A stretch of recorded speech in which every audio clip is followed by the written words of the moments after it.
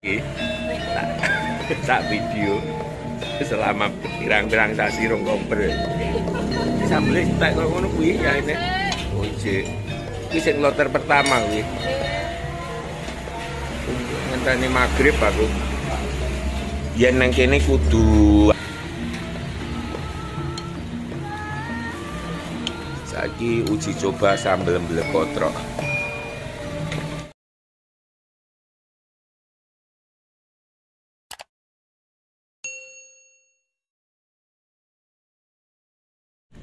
Assalamualaikum warahmatullahi wabarakatuh. Piye kabare dulur-dulur kabeh, muga-muga tansah sehat lan lancar rezekine, uga posone muga-muga tutuk lan berkah. Iki aku nang bunderan Sekartaji Mojoroto, Kota Kediri dulur-dulur. Dina iki dulur-dulur arepe takjak ngancani aku buka poso nang gone salah siji warung sego pecel tumpang Sukorame, termasuk legend. Mergo opo wis ana ket awal tahun 90-an utawa malah sadurunge, dadi umur iki wis 30 tahun ya. Aku dadi langganane kae tahun 90 piro ngono lho lur. Dadi ya wis 30 tahun ke jaman nom-noman. Ki ya dhewe teko Prapatan Penanggungan. Lah kene iki oke sekolah-sekolah lur, mulai SMA, SMK, SMP. Yen arah ngalor arah Mojoroto, yen ngiri arah Lirboyo lan Bandar lur. Sukorame iki awake dhewe mlaku ngulon sepanjang jalan veteran. Dulu-dulu iso nonton sepanjang jalan bakul-bakul, mulai es, takjil lan sapanunggalane kuwi ngebaki pinggiratan sepanjang jalan veteran lur.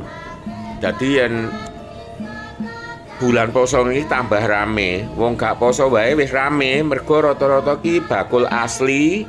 Lah ketambahan sing bakul anyaran mung ana bulan poso wae oleh bakul. Dadi ya tambah rame.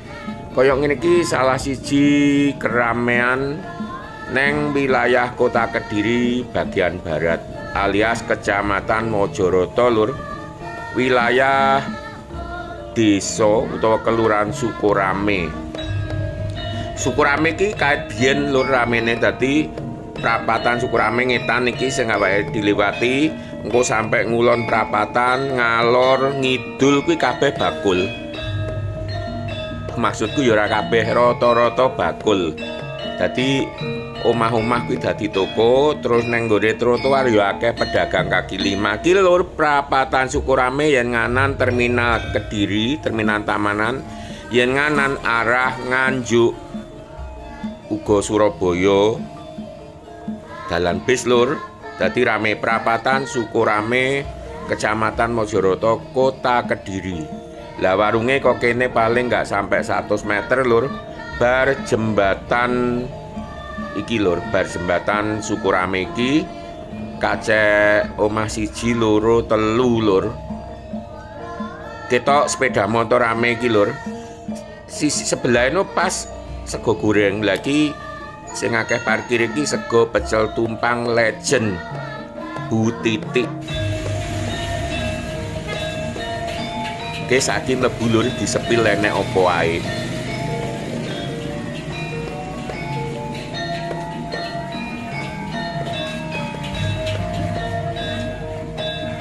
Lagi sempat iki tak video selama pirang-pirang sasi rong komper. Sambel tak kok ngono kuwi ya ini. Oh jek. Iki sing loter pertama kuwi. Ngenteni magrib aku. Yen nang kene kudu antri lur, mergo didoli sesuai tekone.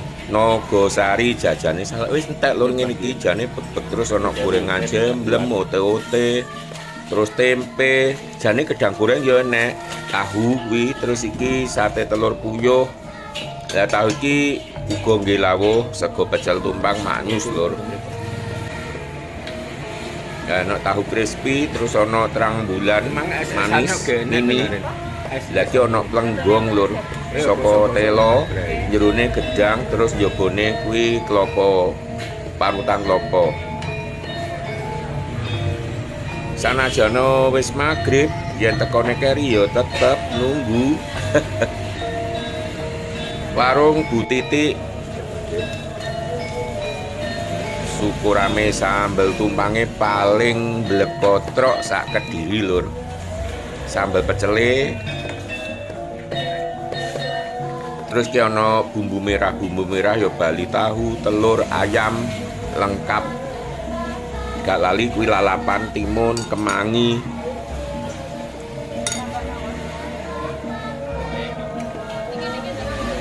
Terus kene iki terkenal segone jumbo lho.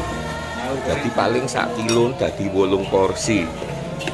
Tapi yen aku paling seprapate umum lho. Memang manganku kan titik. Gede mawon, Pun.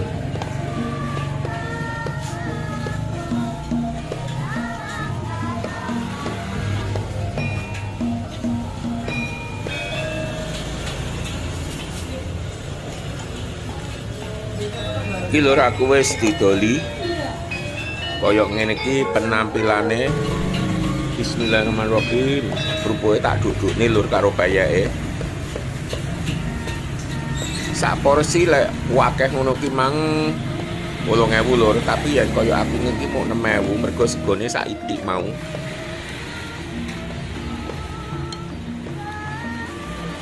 Saiki uji coba sambel blekotrok. Wis bolak-balik rene ya diuji coba maneh. Ya cuma aku nang kene iki selingan lur, kadang pecel, kadang tumpang, kadang lodeh.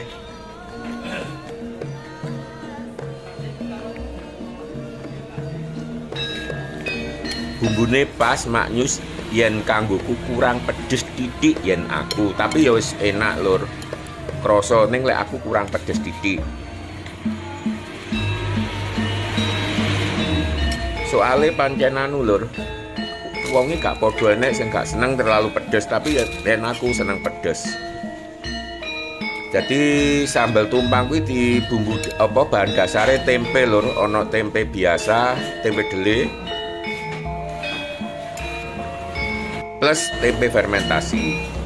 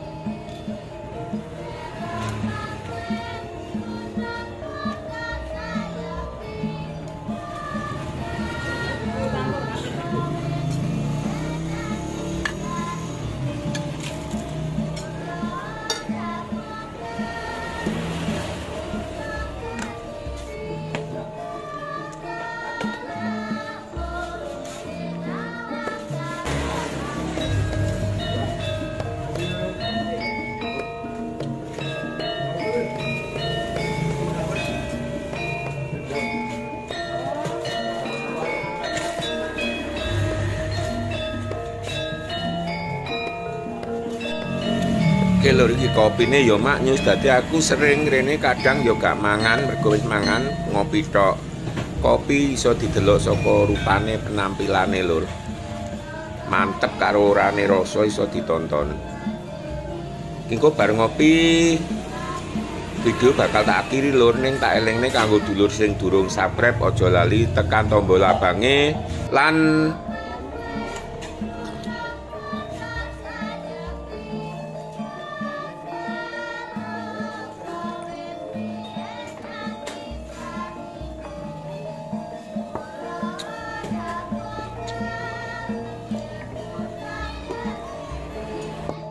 Oke, tak balin maneh sing durung subscribe, dulur-dulur aja lali tekan tombol subscribe, tombol abang supaya aku tambah sregep gawe video.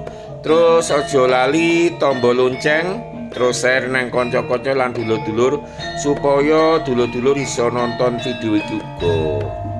Oke, sawetara sakmene dhisik dulur-dulur. Wassalam.